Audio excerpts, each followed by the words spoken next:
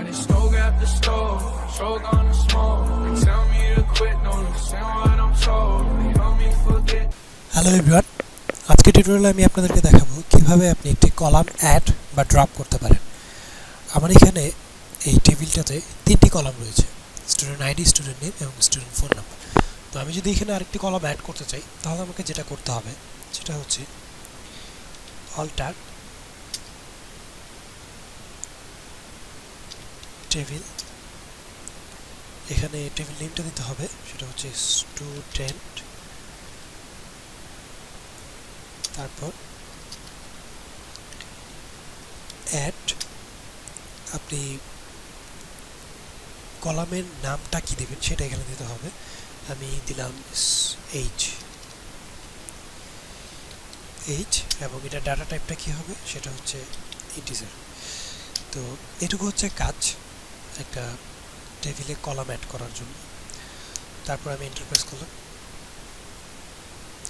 তো কিউরিওকে, তো দেখি আমার টেবিলে কলাম কি অ্যাড হয়েছে কি না, দিলাম। তো দেখুন এখানে এইচ নামে যেটি কলাম অ্যাড হয়ে গিয়েছে।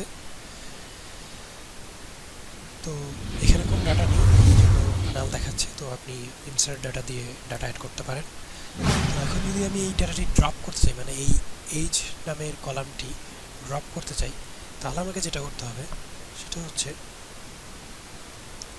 অল্টার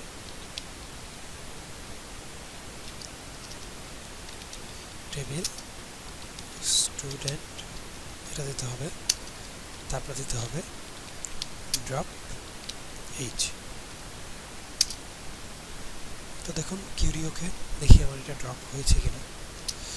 তো দেখুন এখন আবার এইচ নামে যেটি কলামটি ছিল সেটি ড্রপ হয়েছে, ডিলিট হয়ে গেছে। তো এই দুইটা প্রসেসে আপনার কাজে লাগবে, আপনি যেটা দরকার সেটা ইউজ করতে পারেন।